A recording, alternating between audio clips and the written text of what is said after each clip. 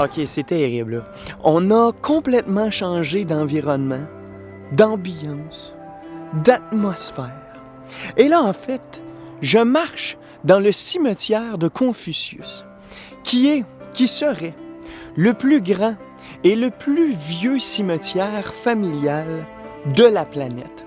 Bon, il faut faire toujours attention parce qu'en Chine, tout est toujours le plus grand et le plus vieux, mais bon, ça nous donne une idée où on est en ce moment. Et ce qui est spécial, c'est Confucius, ben ça fait un bon petit bout qui est mort. C'est quoi, 4e ou 5e siècle avant Jésus-Christ? Je vais vous confirmer tout ça. Donc, des descendants, ça n'en fait pas à peu près. Et là, je suis en train de marcher dans une section qui est, dans le fond, c'est les descendants de la 55e à la 65e génération qui ont été enterrés ici. C'est fucked up, sérieusement. Un cimetière familial depuis 2500 ans. Et c'est cool quand même. C'est assez tranquille, à part les bruits de trafic au loin et de construction, mais on voit tous les petits monticules de terre, les tombes, certaines très bien préservées, d'autres par terre, complètement brisées. Mais je ferai pas le tour parce que je suis déjà fatigué et c'est beaucoup trop gros. Au moins, là, je suis rendu tout seul. Ça fait changement. Mais il y a bien de la mouche. Putain de mouche. OK, ben, checkez ça.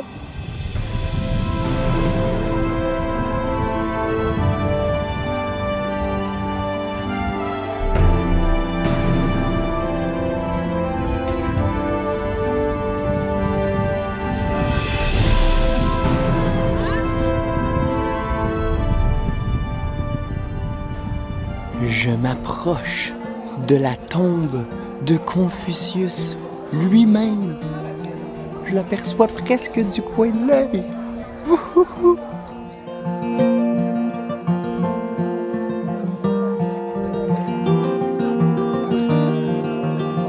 Une autre expérience combien enrichissante. On est dans le cimetière de Confucius, le cimetière du clan Kong, qui sont en fait les descendants de Confucius, ainsi que certains de ses disciples. Depuis 1994, le cimetière est listé avec le temple sur la liste du patrimoine mondial de l'UNESCO. Et sérieusement, c'est un endroit vraiment spécial. Ici, on retrouve la tombe de Confucius lui-même et plus de 100 000 de ses descendants.